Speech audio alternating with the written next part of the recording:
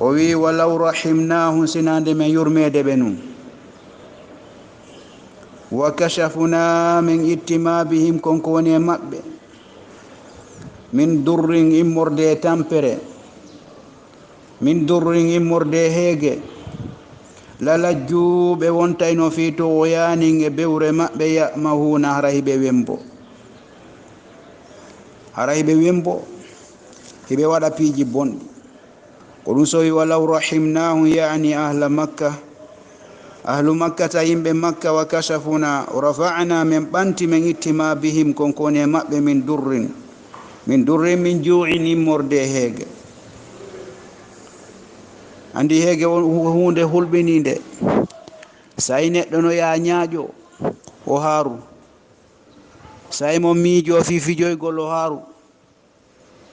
sayi mo miijo fi beere ma carte ma zugol ballon ko nande muɗum o haaru simo miijo fi rewɓe o haaru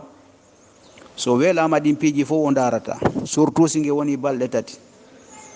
ko fotti o ñamay ko laaɓi ko tuuni ko dagi neɗɗo si heege ngen feƴƴiti ima noon iwayi yo Allah dandu en heege amin o wi min juu'in immorde heege la lajju ɓe wontayno fi tughyanihim e bewre maɓɓe fi kufurin e keferankaku maɓɓe wa dolalatin e majjere maɓɓe yamahun yamdun hara ɓe hiilodira e gumdam maɓɓe la yubsiruna alhaqa ɓe yiyata goonga kan wal huda e peewal ngal ta ɓe ɗaɓɓitata ɗiɗo haaju maɓɓe ala e muɗum wala gadi gondi khalaqnahum men tagiɓe wala gadi gondi akhadnahum men nangiriɓe bil azabi wondude lette afwan famastakanu ɓe yankinananoke li rabbihim joomi maɓɓe wama yatadarra'una ɓe hoolanoke kadi la yu'minuna ɓe gondinanu hatta ida fatahna ha min udditi alayhim e dow maɓɓe baban dambugal dha azabin joomirangal lette shadidin sattuɗum ngal baafal ɗon kaytay ko baafal yani wano heege min juu'in tay ko ɗum allahu subhanahu wa taala nangiri ɓe ɗande hay mummunte jalluɗi ɗin fof ko ɓe haɓɓuɗi e nder 24 so woni ha firtama ɗon sa noddi aray heege ngen tappi ɗum tigi hay mummunte na ferema neɗɗanke ɓeɗo allahu subhanahu wa taala ko heege nangirnoɓe andi ko ɗum so wino toon nokkugo wi mo jarriboran fi naqusin ɗuytorede min al amwal wal anfusi o nokko wal juu'i wano heege kadi wani wa samarati dinɗe ɗen kay tawa bona e ɗum andi noon si woni ko remuruji ɗin boni andu heege woɗɗa ɗon kala noon kontigiremi idha hum jakayo kamɓe fihi e nden moƴƴere ɗo mubulisuna ko ɓe taƴiɓe immorde kala moƴƴere hande kadi ɓe andi ɓe heɓata golle kefeero sina ɗum neɗɗo julɗo hino tanƴini souvent la taqnatu min rahmatillahi wotam taƴo moƴƴere allahu subhanahu wa taala nden kala siko nawnare ma ko heɓi neɗɗo on wota o taƴo ma dama himo wuuri allahu subhanahu wa taala no wawi addude cellal itta nawnare nden e yannabi ayyub o nawnno ha o yilmi kono nde wonno ko gonɗinɗo allahu subhanahu wa taala sellinimo wi urkudu birijilik dampudu koyngal ma ngal ndiyan yaltay haza mu'tasilun ɗan ɗo ko looteteɗan baari ɗum ɓuɓuɗum wa sharabon e jaran yara ɗan ɗo ko wonno ka reedu fo ñawa lootoɗa ɗan ɗo ɓandu ɗum fo sella wo wallazi kanko noon ansha'akum taguɗo on taganɗon a sam'a nanɗe kanko woni ko tagani on ɗe nanɗe moɗon nam wa huwa allazi kanko woni on ansha'a lakum taganɗon a sam'a nanɗe walla busara e gite andi ɓe wi ay kaari no mari gandal haasi ko muftima doctora ko nande muɗum ɓe yejjitino allahu subhanahu wa taala no wiyaya goto wama utitu min al ilmi illa qalil on orkaka e gande si wona seeɗani po allah hokki porto gandal a yejjitino allahu subhanahu wa taala no wi wama utitu min al ilmi illa qalil on okkaka e gande si wona seeɗani kala gandal ko joguiɗa andu ɗum ko fanɗuɗum yeeso allahu subhanahu wa taala no waysi sondu ɗum ƴetti ndiyan ɗan ka bahar kono way sa ƴetti gandal ya jogi gandal kono way gandal Allah subhanahu wa ta'ala si woni ha noppiɗi ŋacciti nanude hay goto wawata wide waɗay toon piyesi on taw nanay ko haalete kon walla bo saray gite so woni ha yitere nden fusi hay goto wawata wide ƴetta yitire fawa ɗon taw yirayde o hinƴa no yirayno lawnono wawata gasude wal afuydata e ɓerɗe yani qulubum ɓerɗe taqiluna biyaram haqqililay ɗen qalilan fandi ma tashkuruna konko wonɗon e jarnude allahu subhanahu wa taala ɗum ɗo fof neɗɗo on sooda e so wi kadi himo sooda ɗum heɓata yeeyowomo kono ko marsali tun hino woyto andi qur'ana yewta ko feƴƴi e ko aroyta e ko fewndi so wi innal insana khuliqa halwa idha massahu sharru jazua wa idha massahu alkhairu manua neɗɗanke tagama ko woytoto ɗum si heɓimo bone on o yeeto fof si heɓimo moƴƴere on o fanka bude gooto o yeetota ko wi illal musallun sina juulayɓe ɓen ɗon ko suura baynahum ɓe diisodiray hakkundeji maɓɓe kono neɗɗon fanɗi ko woni e jarnude cellal magal no ɓuri jawdi ndin jarnirɗum allahu subhanahu wa taala gooto wawatama jonnude ɗum jawdi weli o si neɗɗo hino selli sina ɗum ko jawdi ndin o ittata o ɗaɓɓa cellal qalilan fandima tashkuruna konko jarnoton yettu allahu subhanahu wa taala an maccuɗo allah o ɓeydanama o wi wa isi ta'azzana rabbuka wala in shakartum la azidannakum tuma nde ewnino joomi o wallahi so on jarnila mi ɓeydanayi on konko woytotoɗa ɓeydanalima ko yettugol allahu subhanahu wa taala ɓeydante wa huwa allazi kanko noon zara'a lakum woni ko taguɗon kanko woni ko tagi on fil ardi ka leydi wa ilayhi ka makko noon tuhsharuna woni ko ruttete ɗon on hotay ka allahu subhanahu wa taala minha khalaqnakum wa minha nu'idukum wa fiha nukhrijukum taratan ukhra ka leydi toon neɗɗo woni ko taga wi ko toon men tagi on ko toon men ruttata o men yaltina on kadi yaltande goo kadi ñande dargal wa ilayhi ka makko tuhsharuna woni ko ruttete ɗon o wi nokku inna nahnu narisu l arda wa man alayha wa ilayna yurja'un ko menen do woni ko ronata leydi ndin menen ko menen tigi woni ko ronta leydi ndin e ko woni hoore mayri kadi aron kadi tawton men ga e jaka neɗɗo on ko waɗi ɗo fof o jeeya wa inna lana lal akhirata wal ula ko menen woni ko jeeyi aduna e lakara fuu e jaka ko dogante mbimɓe kikiɗe jemma e ñalorma allah wi ko menen jeeyi ɗum meɗen jonna ɗum kadi mumen yiɗi na dogugol hokkete ɗum wona jooɗagol ɗalete ɗum ko allahu subhanahu wa taala woni ko jeeyi ɗum toromo o okkurama rewa ka laaɓi heɓira kadi ko laaɓi ɓay ma dama neɗɗo maye tawa e allahu subhanahu wa taala sa wi o mbuuɗi heɓo no heɓori o a tawa e allahu subhanahu wa taala ukkama ka ukki o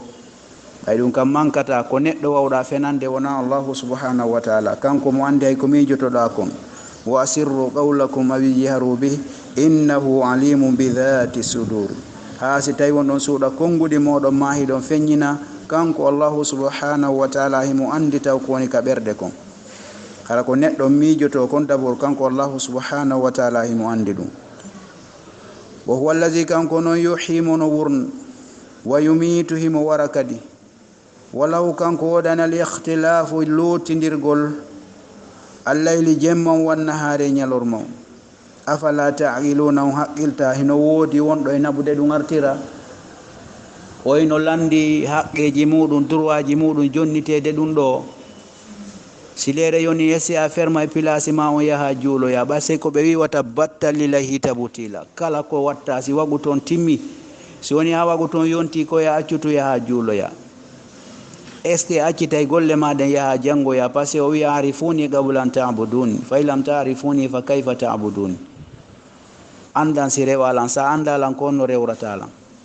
est ce que accitay place ma o maɗum accita nayɗin ma ngesa ma yaha janngoya an fi andugol allahu subhanahu wa taala par ce que ko ɗum no woni ko waɗi duuɓi jelu allahu subhanahu wa taala no jannude nelaɗon so farloy hande kadi shariaji ɗin en andi ɗum ko yata duuɓi sappo e tati ko sappo heddiɗi ɗin woni ko heddi kon fof ko farla neɗɗo no yaade no juula landimo julde ko honɗum woni julde ko honɗum woni farillaji julde ko honɗum woni sunnaji julde salligi daborlandimo ko ɗi jelu geri anda ɗiɗo hande kadi waɗ kara ko watta kon andi ko nay wonɗa e wadde kon afala taqiluna on hakkilta gira anda taguɗo ma o ma khalaqtul jinna wal insa illa liya'budun ibnu abbas wi illa liyuwahhidun mi tagirali neɗɗanke e jinna sina ko rewammi mi ɗaɓɓaɓe walla ñammingol jeyaɓe an ni arsikugol ɓe ko min foni ko ɗum fawi ballacco qaluɓe wi mithla sugu ma qala ɗum ko wino al awwaluna aramɓe konguɗi bonɗi nam ballacco qaluɓe wi mithla sugu ma qala ɗum ko wino al awwaluna aramɓe qaluɓe wi aidha mitina kongol kongol ɓe wi aidha mitina se men maayi wa kunna men laatige turaban bullari wa idhaman e ƴiye a inna no menen la mabuthuna ko men maaya ɓe yimmintine o wi man yuhya kombo woni ko wurtata al idhama ƴiye ramima hara wuɗino e o yiyata o sincuɗo ɗum huwano kanko o yimmintinay ɗum no yiɗiri allahu subhanahu wa taala no andi pelletti hay neɗɗanke no andi ko sincugol ɓuri sattude wattugol ko boni ɓe wi si men maayi men laatike ƴiye men ko min yimmitinoyteɓe lagadi gonɗi wo'idina men fodanoma ɗum nahno menen wa aba'una e babiraɓe amen min fodanoma hadha ɗum ɗo min qabulu ko waɗi in hadha ɗum ɗo wonali illa asatiru sina tindi al awwalina aramɓe ko tindi aramɓe ni na tindi aramɓe ni ko qur'ana woni haalude fa inna khayra al hadisi kitaballahi wa khayra al hadiyu hadiyu muhammadin sallallahu alayhi wa sallam ko ɓuri moƴƴude yewtere nden fof ko deftere allahu subhanahu wa taala nden qur'an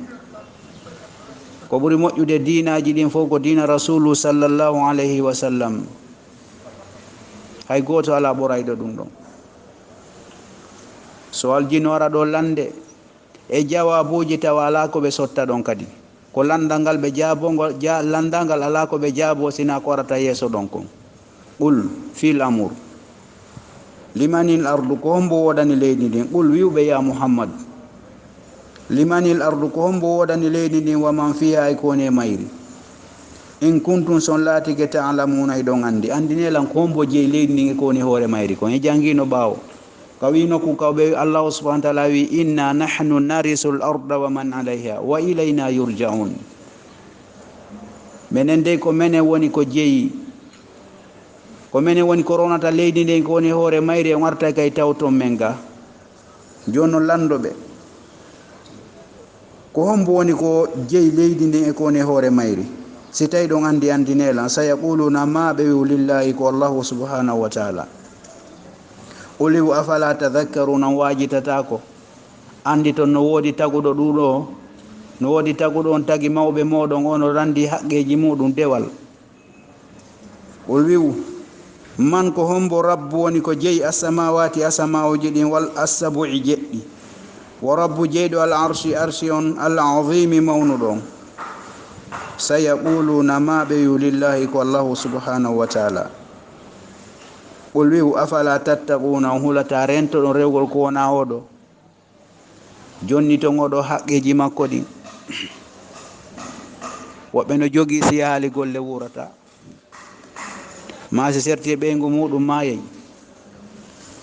maasi o to angal darike mayay ado hari ñande go wonno alano o butiki ñande go wonno hari ala ɗi nayyi ñande go wonno hari ala ngal o to alhida wuuri ko kanko allahu subhanahu wa taala woni ko jonnuma moodi wota ɗum empêché rewgol mo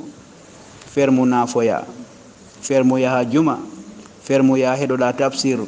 ko lewru wotoru ni ma ƴettu qur'ana janga haska pilasi ton ka wonɗa ton alifu kala hiɗa mari nogay sinaka suuma yeɗo wawata heɓude ɗum ko sappo wawata heɓude fewno ɗo ko duubul profita a anda si tawi woni ndeya aroyore tawtete heewi horunoɓe feƴƴunode nden taɓe ala ɗo hikka heeway kadi hoorayɓe nde en ɗo taw nde aroyore tawoytaɓe ko allahu subhanahu wa taala andi yentoromono yo okku en suumayeji hewɗe jaɓana en kadi moƴƴereji ko watten e muɗum yaafo en kala ko faljuɗen e muɗum tawa baraji ɗin ɗuuɗay madama no en andi neɗɗo ko kullu nafsin zaigatul mawti, kala wonkiɗo meeɗay mayde. hay gooti to duwantako ma yo allahu dande mayde wiya amin, andi a fijay woni. hiɗa andi neɗɗo duwotoɗon o fijay woni, ɗum wawata gasude. ɓay noon andi a yahay kala yahowo kardata yo yoɓo ko lellata ta ko baraji timmuɗi. ɓol wi'u man biyadihi ko woni e juuɗe muɗum malakutu laamuji kulli shay'in, kala hunde. huwano kanko allahu subhanahu wa taala yujiru himo ñaawa, wala yujaru ñaawetake alayhi dow makko. kanko allahu subhanahu wa taala himo ñaawa, huwa yujiru yaqdi wala yujiru alayhi, la yuqdi ñaawetake alayhi dow makko. wa yuqalno kadi huwano kanko yujiru himo danda al khalqa tawgu min azabihi, immorde lette makko ɗen. wala yujaru alayhi, kanko dandetake. la yujiru dandatamo ahadun hay goto, ahadan hay goto, min azabi, immorde lette makko ɗen. ajibu jaabe, in kuntum son laatike ta'lamuna, hiɗon andi. in kuntum son laatike ta'lamuna, hiɗon andi. andi nelan ɗum ɗo kadi. sayaquluna ma ɓe lillahi ko allahu subhanahu wa ta'ala. ulwiu fa anna, ko honno noon tusharuna ferli sorton yeddon allahu subhanahu wa ta'ala, ko honno fennirton mo. min ayna tukadhibun, ko honnum fennanton, honto woni ko fennoton alallah e dow allah. wa yuqalno e kadi unzur ya muhammadu kayfa, ko honno yasrifuna, ɓe woni filli sorte ɓe ɗaɓɓita bil kadhibi, fenande. woɗɗo kadi fenande, surtout fenugol baka e allahu subhanahu wa ta'ala, wonda wondoje ɗe yiida e gonga. hay wondugol tun wona ko landa ha si tawi neɗɗon no mari gonga. ɓe wi wala tuti kulla hallafin mahin, wota ɗofito neɗɗo wondo ko wondore o wondore, kañum kayɗan wo hino wonda, surtout si woni tawi watti hoore ɗon kadi ko fenande. inna allaha la yuhibbul kadhibin. sa feni ha windi ka lawhil mahfudi ko a fenowo, hande kadi malaika no andi neɗɗon ko fenowo, ka so woli gonga. sa woli gonga ha windi ke to ma jama on andirima gonga, ha se a feno e ñande go kamɓe ɓe andi ko gonga, ɓe andirama fenande. o wi ballacco ataynahum, men addaniɓe bil haqqi gonga, wa innahum no kamɓe la kadhibuna, ko fenande ɓe woni. mattakhaza llahu, allah on jogitaki min waladin, immorde ɓiɗɗo. wa ma kana, laataki ma'ahu, wonde makko, min ilahin reweteɗo, hayye gootito. ballacco ataynahum, men addaniɓe bil haqqi gonga. arsalna, min neli jibril ila nabiyum, faade annabajo maɓɓe on, bil qur'ani, wondude qur'an. fihi, no nder ton, an laysa lillahi waladun, laatanaki allahu subhanahu wa ta'ala ɓiɗɗo,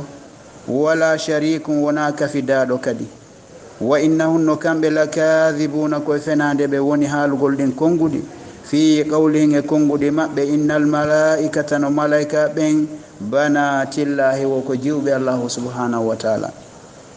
woko jiwɓe allah. idan o wi alana allahu subhanahu wa ta'ala min ilahi reweteɗo. idan on tuma harano wodannomo kala reweteɗo. la dhahaba, yahayno kullu ilahin, kala reweteɗo, mimma khalaqa, konko o tagi. wala ala towni to ba'dun, yoga e maɓɓe, ala ba'din, e dow yoga.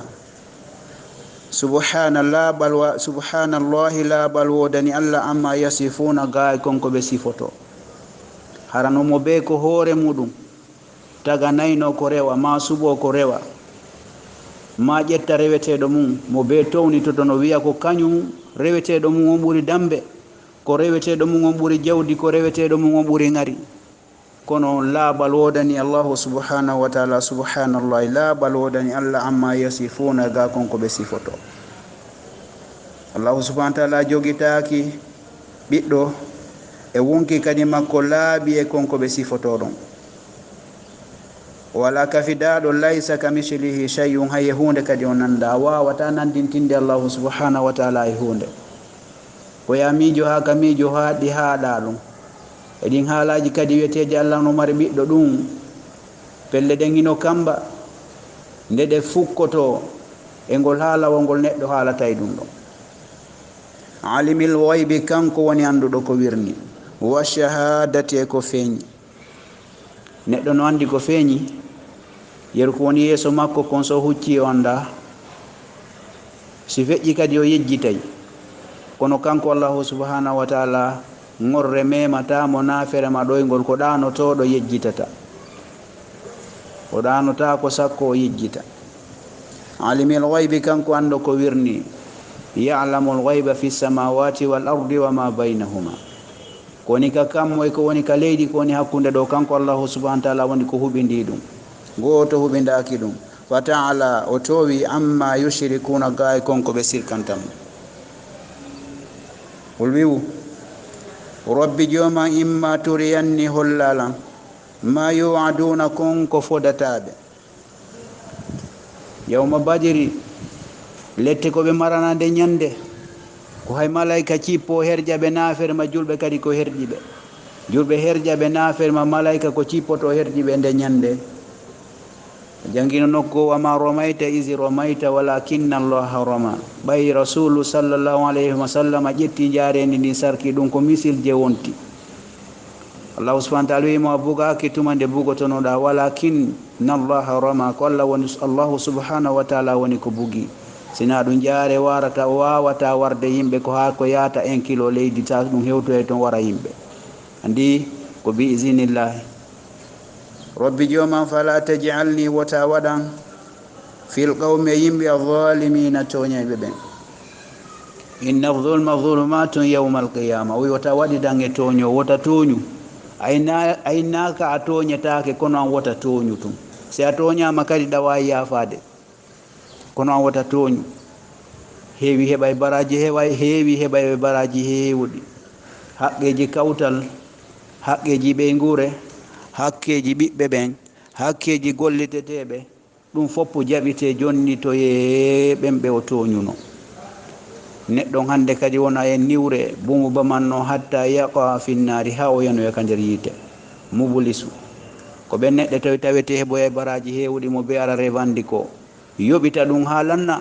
yilto kadi hande kadi si tawi ɗum lanni ɓe ƴetta bakkatuji ɓe yaɗin ɓe agga e hoore makko allahu akbar wota waɗi dange toñayɓe ɓen wota toñu madama aya andi ko honno wonirɗa si nara toñu tawa andano si woni ha andi kadi toro yaafuye ko aduna ɗo woni ko yaafodirte nam o wi wa innano menen ala an nuriyaka e dow hollugol ma ɗum naiduhum komin fodata ɓe la pellete qadiruna komin hattanɓe mi hollete kon komin fodata ɓe yawma badiri lette ko ɓe maranande ñande ko jeeyaɗo kadi e hollaɗo yiite holla aljanna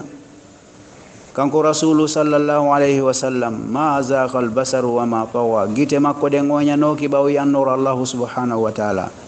wa ma taga o bewano kadi ɓay warti ka leydi ga o yii ko hay goto yaali o jippini hoore makko kadi e jangino ko allahu subhanahu wa taala tigi mantimo wa inna laka la ala khuluqin azim an ino wodama jikku mawnuɗo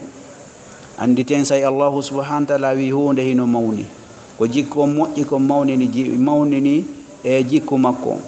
neɗɗo no hani jogade jikku moƴƴo yimɓe ɓe moƴƴo e kawtal ngal moƴƴo e gollidete moƴƴo kala mo wayasidi ko sayi settoduɗa e goɗɗo ma haɗuduɗa e goɗɗo wawatamo sifade si tawi ko fottugol tun hewrodira anda ko hombo wonimo o wi laqadiruna ko men hattanɓe idfa billati duñir hiya ɗum ahsanu ko moƴƴi a sayyata ko boni ko goɗɗo waɗama ko boni yettoramo ko moƴƴi o hiwrotako mo hiwroɗamo o yataka ma yahaka makko o kortama okkoramo o ndaroyanoma ko nawnuɗa ndaroyamo ko ɗum ɗo ɓe wi ma yulaqqaha illa dhu hadhin azim hawrata e ɗum sina jomirawo geɓal mawnugal waɗe muño ha muñcito muño inna allaha ma sabirin allahu subhanahu wa taala no wondi e muññiɓe ɓen si a muññike a wondi allahu subhanahu wa taala e si a yaha jeygol a yata ha siko rawanduma yaaduɗa e village hum si ndu nangodirama sago ma ko kayru fo wawata saabu ko arda ɗon tun a darata tun ndu daro a yahay tun ndu yaha ko non ardi hasina jeendu ko kawtal woni ko jeendu ndu jokkima o yaadi sindu nangondiri e wondu sago ma ko nduma ndu wawata konno ko passé ko non ardi ko non wonduno hara ko kullum kun tawete anda hara na hay nokku ngo wado nokku ngo to waloto ɗon ko waɗanta ka leydi ñaama sago ma ko ɗum ɗon gañoto ko ɓay ko non wondi joni no wonduɗo e allahu subhanahu wa taala esse o ƴetta yo on bugo kayite la muñe inna allaha ma sabirina allah no wondi e muñiɗo muñal noon ko hunde tawetende sattude a muñoto ka ɓeygure tumɓe nakaari suusata ɓeygu muɗum kaari no hulireedu kombo wakkili sonko ko galle muñande wo si ɓutti tun wono woodi muñiiɗo mara ɓe ɗiɗo noon hiɓe muñi ɓe ɗiɗo noon ɓe haani muñaade wondigal na ko weli fi nahnu mene alamu woni annduɓe bima yasifuna konko ɓe sifoto eɗen anndi fop waqul wi rabbi jooma naudu bika miɗo moolorama min hamazati immurde nguƴindandeji achayatin cheytanuji ɗi cheytanu wi si nguƴinike goɗɗo o nodda e subura halkare kala ko cheytanu wi dey joni no neɗɗo daro yedda allahu subhanahu wa taala jinna wi tawete si cheytanu wi jinna wi doga e ma muccitaygi wattangi hara kadi ko mbullari ko ngi yiyatama neɗɗo on feeta wona libbugol coñci sa yii ɗum ɗo joni noon siko malayka allahu akbar allahu subhanahu wa taala woni mawnuɗo neɗɗo wawata sibortude letti allahu subhanahu wa taala ɗen wa audu bika miɗo molorama rabbi joomi an yahduruni nde ɗi lorratanmi tuma nde mi jangata qur'an tuma nde mi waajoto tuma nde neɗɗo juulata ko on tan ɗon cheytane arata wonata we sowon singol neɗɗo on fuɗɗo juulude tun wona miijitagol hande kadi alhaaliji aduna jooɗo ka immotono ma immo ka jooɗotono hakkille ɗen tawa ala ɗon heewi juula ɓe tawa ala toon sina sifrun 00 no juula ala ɗon ha imamu jangi ɓe anda ko o jangi hara ko naasi e falage o jangi si yaltama ko holngol o junnira mi anda ko hakkille ɗen wonno ala ɗon ko ɓen heɗoytonoɓe ka rasulu sallllahu alayhi wa sallam hatta iza kharaju si ɓe yalti min indika ma qalu utul ilma maha qala anifa ɓe wiyana jomiraɓe gande okkaɓe gande ko honnude nelaɗon make sikka ɓe alano ɗon ha joni sino wajede ɗo a tawa woɓɓe ɓennaɗon woni no calculde ko ñawlima ko ñawlama ka libiroji ko honno hettirta hakkille ɗen wona ɗon woni ko yaata joni acca ɗum tigi accay ɗum joni wal tanzur nassum ma qaddamat li wadi wonki yo ndaaru ko no ardini fi jango ndarana hoore muɗum si woni ha fuɗɗike juulude ittu haqqille ma yaduna waɗa eke julde nde ndaara yeeso maɗa harana calcultirgol guite ndaara cenɗe ɗen fo ɓooso kottina kolli ko aña e julde wattu hakkille ma julde nden tranquille noɗa tawana hawto ka jottotonoɗa ma jooɗo ka immotonoɗa ko hakkille ɗen woni ala ɗon awa ha si tawi woni anda ko ngol o jangi kono heɗade koye ma mo jangata kon ta ko ɗon haqqille ɗen woni baraji heɓo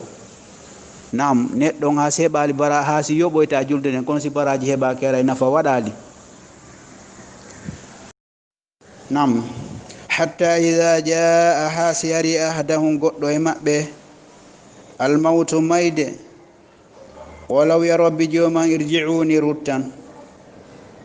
la'alli no gasa min amalu mi gollay pelletti mi gollay salihan ko moƴƴi fima taraktu konko mi accuno e janngugol ɓe andi ko ɗum ɗo woni ko waɗi ko jande den taw neɗɗo on koyo ma o andata wallahu subhanahu wa taala ko ɗum fawimo so andi hunde nden hande kadi geɗa hande kay no gollira ko annduɗa kon kadi gollitira ko andi kon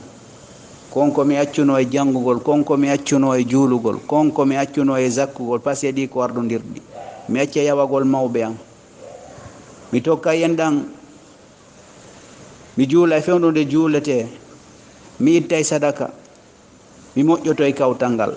mi hiwrotoɓe ɓe mi yiyata tawete ko ɓe mi andi ta mi mawnitinata ko no ñirɓini tun yeeso muɗum asi kay kañum fawti yimɓe ɓen fof honno ɗum woni ko nafata o wi allah ruttan simi hooti kala ko maccuno ko boni mi moƴƴinayi mi moƴƴintina ha moƴƴa kalla allahu subhanahu wa taala daali eyi ko non inna ha no ɗum ɗo kalimatun ko konngol huwano kol konngol huwano on neɗɗo qailuha ngol o haali huwa qailuha konngol ngol o haali kanko tigi woni ko haali ɗum wa min waraihin no ɓaawo maɓɓe barzakhun heedode ila yawmi yubathuna ha nyalande immital ko heedode woni hakkunde maɓɓe e aduna e jangino nokkugo yaya goto ko Allah subhanahu wa ta'ala wi e suratu yasin wa ja'alna min bayni aydihim shadda wa ja'alna min wadi min bayna aydihim yeso maɓɓe saddan heedode ɓe hewto yaali taw ka dargal wa min khalfihim ɓawo maɓɓe kadi saddan heedode ɓe yiltota ko aduna fa akhshaynahum min suddi ɓe fawnno kamɓe la yubsiruna ɓe yiyata mo ma yartata so neɗɗo woni ha wallinama ɗon ko ha ñalande ummutal wuli ɓuuɓi ndiyan ari deƴƴi neɗɗon hara deƴƴi lew ko ɗon o wonata ko ɗum so ɓe wi la yakfi bani adama shay'un illa turab neɗɗo ko mari jawdi foppata emo piti pitinomo faala kadi ko ɓuri ɗum si yandi on ko ɗon andata emo faala kadi ɓuri ko o jogui kon ghina nafsi o ala ɗum ɗon ngal wonki neɗɗon ko heɓi kon tawa yona emo ala ɗum ɗon ko ñande o surra wonon o deƴƴa e lew memminata ko ɗon ha pooma ko ɗum so wi ino ɓawa min waɗi ɓawo maɓɓe heedode yeeso maɓɓe kadi heedode on tino woni ɗon ko barza ko mayɓe ɓen foppo woni hewtaka taw ka dargal kader gaburuji ɗon ko ɗon andete kay neɗɗon sino moƴƴana tiyowol itte ka aljanna siko moƴƴanaɗo nemino ɗum ha ñande dargal siko bonanaɗo tiyowol sukke ka nder gaburu ɗon kadi ha ñande dargal ɓe cukkanaɓe tiyowol iwgol ka aljanna sago mum koyo dargal daro no andi kangol iwi toon ɓuuri nema sukkanaɓe tiyowol yiite no huliwota dargal daro no andi kangol iwi toon ɓuuri wulude kono woniri ka berɗe ko ɗum si toon hanaka sonkede ka berɗe toon sonketake woɓɓe haray no huliwota ngal daro toon tenetake toon sonketake ko doyi wowlirte toon woɓɓe no waali ɗon andi tan kadi ñande goo a waloto ɗon no ɓe walori ni wattana ilay ɗum ɗon fa iza nufiha si wuttama fi suri ka alaadu fala ansaba baynahum fala ansaba haray ngengal ala weldigal ala hawtigal ala baynahum hakkunde maɓɓe yawma idin nde ñande wala yatasaaluna ɓe landodirta kadi mo ɓe yaywa tun andita taarifu fi wujuhihim nadirata naim taarifu almujrimuna bisimahum fa yu'khazu binnawasi wal aqdami woɓɓe anditiraɓe saabu neminede nemaji moƴƴi woɓɓe yaaɓe tun andaɓe ko riba ñamayno woɓɓe yaaɓe tun andaɓe ko jeeno wonno golle muɗum ko ɓe wona yastatanta ko ɓe sertuɓe ya woɓɓe tun anda ko beere wonno haaju muɗum andaymo ayiyaymo tun anda tampo gon konno wonno golle maɓɓe wala yatasaaluna ɓe landodirtamo be yey tun anda ko onno wonirno mande no o wawno kaduna noon ko noon o wawoytala kara wattane yila a wawata suuɗade allahu subhanahu wa ta'ala a wawata fenandemo a ƴettanta o avocat ko waduna ɗo neɗɗo wawi turnude pallito gere ha fenande nde wonta gonga ko ɗo ɗum wawata gasude ko heddi kon wawata gasude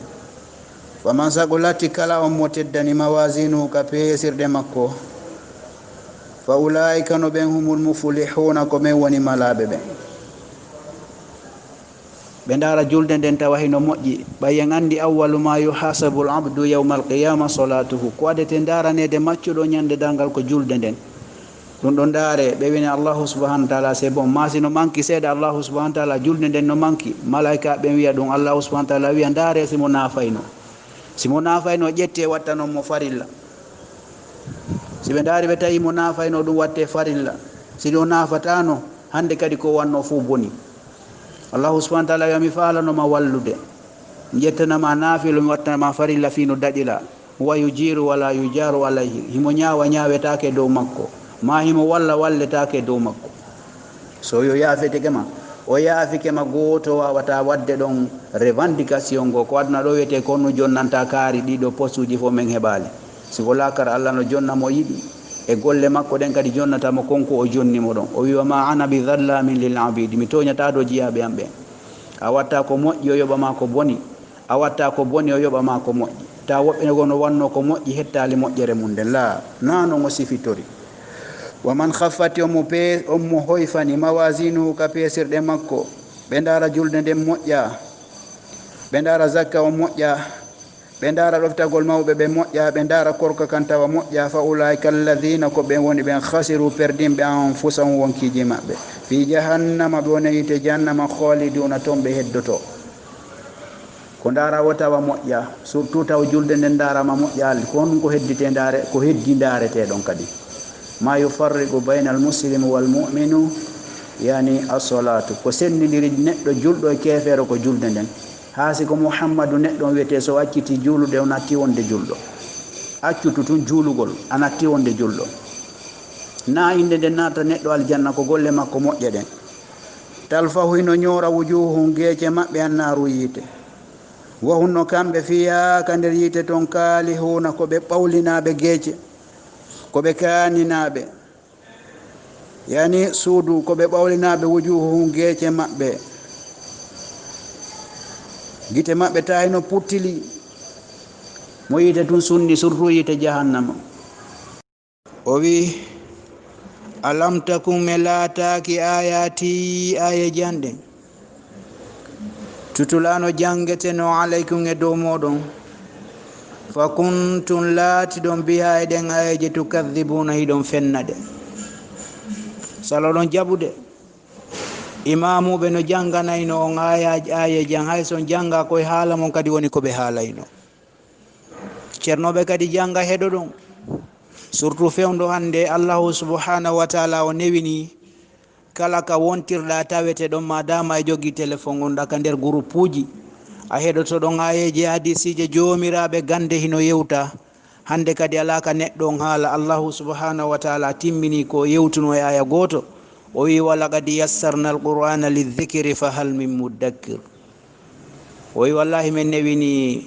qur'an on wonande wajitotoɓe esi en wajitoto kala haala ka nanata hiɗa en groupe ɗon a nanayi ceerno ɓen no yewta no yireten ni e pular groupe uji a tawa ya endi en ɓen kadi ko wanu noon madama ɓen ton kadi koɓe gootum harayno toon yewta eɓe fi din kala ka wontirɗa joni noon allahu subhanahu wa taala wi yeddon salo ɗon jaɓude o wi alam takum ayati yaqulu lahu lahum allahu subhanahu wa taala no yewtaɓe alam takum ayati tutula alaykum fi dunia ayaje ɗen no jangeteno dow mon ka aduna fa kuntum laati ɗon biha e muɗum bil ayati ayaje ɗen tukadibuna hiɗon fennaɗe tajihaduna hiɗon yedda salo ɗon jaɓude déjà hande kadi ɓe naadama yiite ɓay hande aya qur'ana yewtino kala dow neɗɗo mayɗo inna allazina kafaru summa matu wa hum kuffarum falan yaghfira allahu lahum kala dow mayɗo tawi ko kefere o maydi kadi e keferan kako allahu subhanahu wa taala yaafotakomo qalu ɓe wiya ka nder yiite toon rabbana joomi amen wala batti folino alayna e dow amen shiqwatuna malki seede amen wa kunna min laati gawma yimɓe dollina majjuɓe malki seede nden tampini men huɗanoma ka aduna ka jangeteno men cippatano ɗon ka juuleteno julde jama men yaratano ɗon sa yahi kaliɗo tappete men luttetake ɗon ka damu zuyete men rultetake ɗon ka beere nden huuɓaɗon meɗen telen hen ka rewɓe ɓe noddete ton ton men wonno ko ɗum woni wala batu shiqwatuna folino men malki seede amen ka aduna ko ɗum defi men ɗum ɗo ɓe joni ɓe toro hiɓe ka nder yiite toon ɓe toro ɓe yo rabbana jooma men akhrijina yalti men min ha ka nder yiite ɗo allah wallumen men yalta ka nder yiite ɗo fa in uduna si men ruttike e boneji ɗi men waɗayno e geddi ɗi men waɗayno ka aduna e yeddugol ayeje e jalkusugol janguɓe e illusugol rewɓe ƴettuɓe coñci l'islam fa inna no menen zalimuna haray men tooñi ndarude ko boni haalude duwawɓe jaɓetake daraka allahu subhanahu wa taala yewtata yeeso wala wi ikhshaw rutteɓe fiha nder ton ikhshaw rutte yiltite fiha ton wala tukallimuni o tan yewtan haalawol hay gotol mi yiɗa nande haala moɗon tan yewtan duwawno jaabo kono ko neɗɗo gonɗinɗo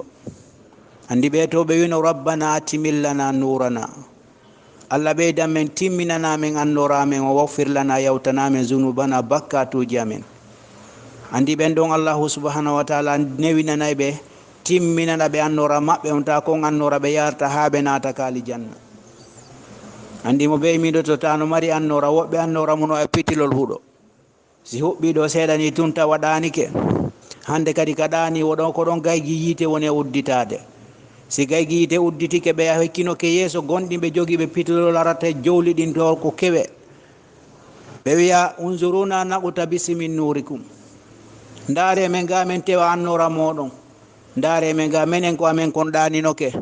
qalu ɓe wiya ɓe irji'u rutte yaye aduna faltamisu te on nuran annora qalu ɓe wiya lam nakum ma'akum na menen wonduno e moɗon na enen jangidayno na enen juulidayno na enen yaadayno qiyamul layli na enen horidayno ɓe inna falakin fatantum anfusakum onon on tampinno tun wonkiji moɗon watara bastum deppiti ɗon wa gorratikum hodi on alamaniyu yela iblisa ko ɗum wonno haaju moɗon horayno ha naafoy ha kono suuma e ma ya sikkay a sikkay na kañum wonno e horude suumaye ramadan ko lekkol wonande julɓe ɓen hari a fimatano ñalorma hande kadi a continue ɗon ha nduma e safala a fimata hande kadi si a desidi tun a torki allahu subhanahu wa taala a desidi e accitay hari a noddata no rewɓe hayɓe noddi a way ko ramadana ni wota noddan si ndumayi kadi sa yiɗi a continue ko lekkol ɓaya jangi appli ko hande kadi ko jangunoɗa ko hari a yarata beere suumaye inna ko suumaye ni ko suumaye maayi wona allahu subhanahu wa taala hiɗa wawi kontinde hande kadi kanko himo wuuri wal hayyu kanko woni wuurɗo la yamuto mayata kadi ko suumaye potti kanko himo ɗo huwa maaka aynama kunta himo wonde ma kadi kala ka laatiɗa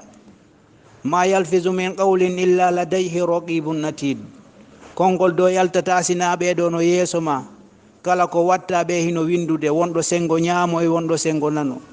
hiɓe jokkuma a wawata lawade kadi ɓe a wawata kadi ɗowɗuytude hitoma tawa ɓe nanata wa asirru qawlakum ma wijharu bi innahu alimun bi dhati sudur nam o wi innahu no fi ko woni kana laatino ke fariqum fedde goo min ibadi immodde jeyaaɓe am ɓen yaquluna hiɓe wiya rabbana joomi amen amanna menen men hoolike min gonɗini faghfir lana yawtan men warhamna yurmeɗa men wa anta noon hayru ɓuri moƴƴude rahimina yurmeteɓe ɓen ɓeɗo ko ɗum wiyayno kaduna kono fattakhastumuhum jogitiɗon ɓen sikhriyan jalnori aw moɗon ɓe wiyon ko koye ɗo woni gonɗin koy ɓe ala hay ko ñaama ɓe ala hay ko watto hay ka waalo ala wonon ɓe awmagol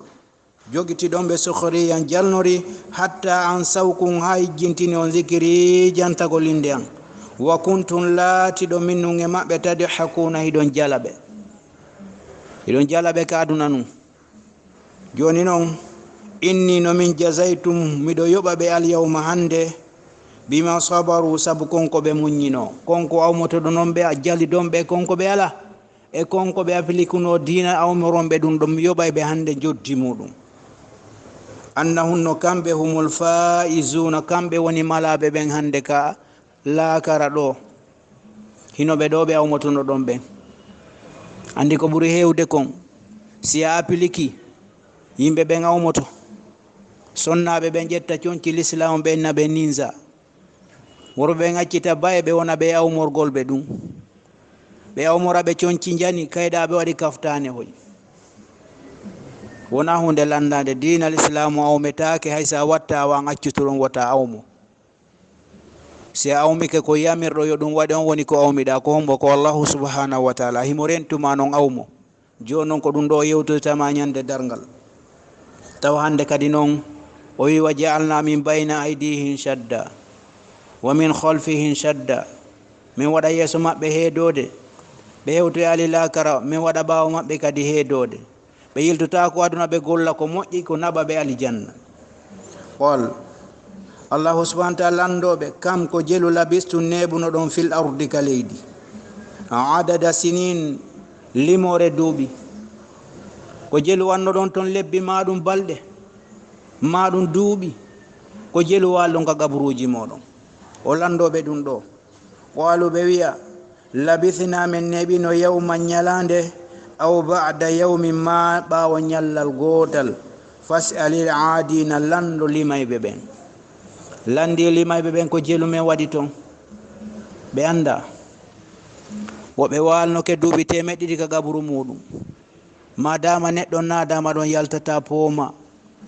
ha ñande yawmu yubathun, ñaɗande immital o immotoɗon ta fusi kadi ala ko manque e makko. Allahu subhanahu wa ta'ala si wi leydi ndi tuttu ko ndi ñamuno kon foppu ndi tuttay, ndi yaltina fop ƴiƴe guuƴe juuɗe makko foppu e kolli makko ko takkayno tawa no waɗi ñiñƴi ɗum foppu ta no wonti ka wonno, no o ñaawira neɗɗo ngo landomo golle ɗe o golluno. Wa in kana khayran khayran lahu wa in kana sharran sharran lahu wa naudu billahi minha. Si tawi woni ko moƴƴere neɗɗo on wannoyoɓe moƴƴere, si tawi woni ko bone o wannoyoɓe kadi bone. ɗe moloro Allahu subhanahu wa ta'ala neɗɗo immitagol nde ñande julɗo ta ko boneji ɗin ɓuri ɗuɗude, haray perdi waɗi o ardata o golla golle moƴƴe ko jogiiɗon naɓali mo aljanna, bonɗi ɗin ɓuri ko on to yarata nandi haray ko yiite. Kola wiya in labistum on neɓano illa qalilan si wona seeɗa, law annakum sitta onon kuntum on laatino ta'lamuna ɗon andi ɗum. ñallal lakara hay feccere ɗum neɗɗo watta ka gaburu muɗum ma aduna ɗo ko ɗum si ɓe wi on neɓali toon si wona seeɗa ni, ñallal gotal ton o ɗum so wi kadi ko wono toon kayite ɗo kono ɓuri ko wonno ɗon aduna e gaburuji moɗon, eɓɓodira ñallal gotal ko duuɓi woni ko aduna ɗo, ñallal gotal lakara ko ɗum so wi on neɓano si wona seeɗa ni. Nam o wi afa hasibtum e on sikku annama khalaqnakum komin tagiri on abathan ko fijundaru, yo sikku ko fijugol woni komin tagiri on, wa annakum no onon ilayna kamin gala turja'una on rottotako. Ko fijundaru woni ko ndi leydi weƴƴitira ko yaaɗo tum place ya boadi nuyi yaha e baruji jooɗo huuɓa biniri beere nodda rewɓe janamɓe heɗo musique wowla haalaji bonɗi kirɗina foppu jala. Sikko ɗum woni komin tagirno on hara on artata tawto men ɗo min ñaawa on min jonnitan golle ɗe wanno ɗon, wona ɗum. Fa ta'ala Allah walla on towi almaliku lanɗo alhaqqu gonguɗo,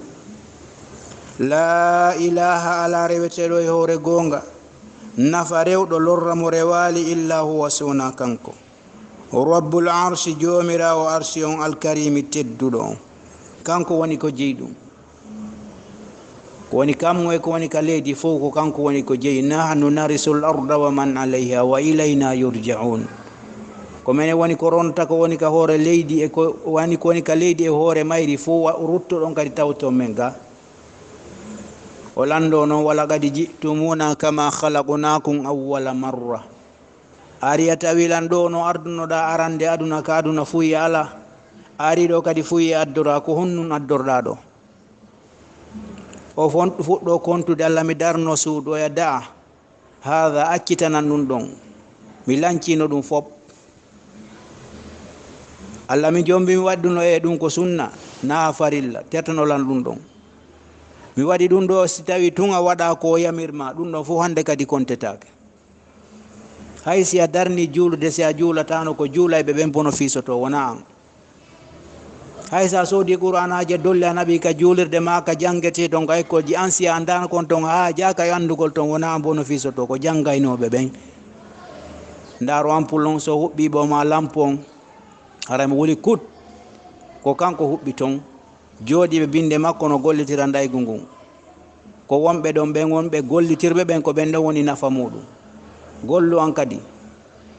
a neɗɗo no wiyami walla yo ɓiɗɗo an wonjo qur'ana an kadi goyi, an kadi goyi. Neɗɗo goto arno ka rasulu sallallahu alayhi wa sallam o landi ene ko honnumi waɗanta ɓe nguure ande nelaɗo maaki si a ñaami ñamminaɓe, si a holti holtinaɓe, e holli jaga an kadi ko si a jangi a wakkilike a jangi walla ɓe janga. Qu anfusakum ko dande wonkiji moɗon dabor wiya wa ahlikum non ɓe nguure moɗon naran yite wa quduha nnasu wal hijaru, ko qu anfusakum o adorali wa qu ahlikum dande yimɓe mon ɓen, o wiyali ɗum ɗon taw ko anfusakum wonkiji mon ɗin taw an kadi wakkilo danda horema yawma yafirru almar'u min akhihi wa ummihi wa abihi wa sahibatihi wa banihi likulli mur'in minhu yawma idhin sha'nun yughnihi. mo be doga yo ande nyande hay goto wallata oya, hay goto wawana kadi wallitagol oya sinamo allahu subhanahu wa ta'ala dunginani liman yasha wa yarda. on mo dunginani o yiɗa kadi golle makko ɗen ta ko heɓuɗo 100%, o yandaru goto heɓuɗo 50-50 ara ka wonɓe arafi na de kefeero mayɗo ko kefeero na ɓen ɗon darante ko julɓe marɓe difficulté. wa man yadi'u kala o mono nodda ma allah e wonde allah ilahan reweteɗo akhara goɗɗo goo la burhana lahu dalin alanamo bihi e konko woni e noddude ɗon. o accita noddugol taguɗo mo on, okkuɗo mo cellal, okkuɗo mo gite, waɗanɗo mo arsike e kala ko jogiti, o accita on ɗon o nodda goɗɗo goo wi la burhana lahu bihi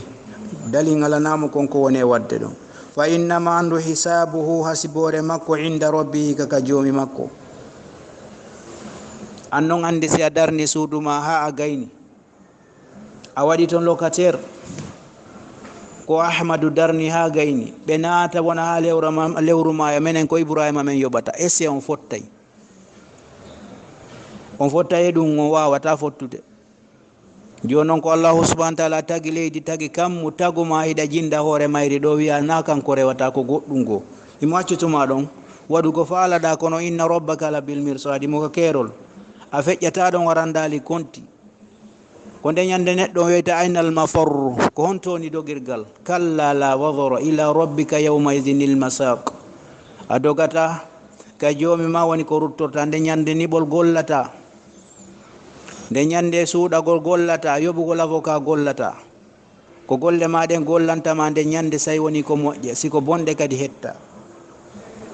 innahu fi koni la yuflihu o malnata alkafiruna heferaɓe ɓen kala mayɗo ko kefere walla malnatamo. waqul wiwu rabbi joma ihfir yawtan warham yurmeɗa wa anta noon khayru ɓuri moƴƴude arrahimina yurmeteɓe ɓen. waqul ya muhammadu rabbi joma ihfir yawtan tujawis yaafo an ummati ga e mofte an ɗen, warham yurmeɗa ummati mofte an ɗen, wala tu'adhibuhum wota lettuɓe, wa anta noon khayru ɓuri moƴƴude arrahimina yurmeteɓen arhamur rahimin. kanko ko an ɓuri moƴƴude yurmeteɓen. rasulu sallllahu alayhi wa sallam no duwano mofte muɗum. joni noon sa wiya koye tan makko woni ko a heɓaɗa no heferɓe noye men no, nelaɗon wujjata, nelaɗon zinata, nelaɗon ño'ata, nelaɗon watta ko boni. sayno neɗɗon ko yaraynoɗo beere ese ko jeeyaɗo e mofte rasulu sallllahu alayhi wa sallam si o maydi e muɗum. ɓayno neɗɗon andade mayata yo wattan yila waɗa golle moƴƴe jeeye e mofte rasulu sallllahu alayhi wa sallam, duwawuji makko hewta neɗɗo on. ngolɗo kadi suuri bi aunillahi inchallahu hiɗen haɗa ɗo si woodi toon ko awrodiri e gonga koye morde allahu subhanahu wa taala, si faljere waɗi toon wona ɗum woni komi fandi. wassalamu aleykum wa rahmatullahi wa barakatuh.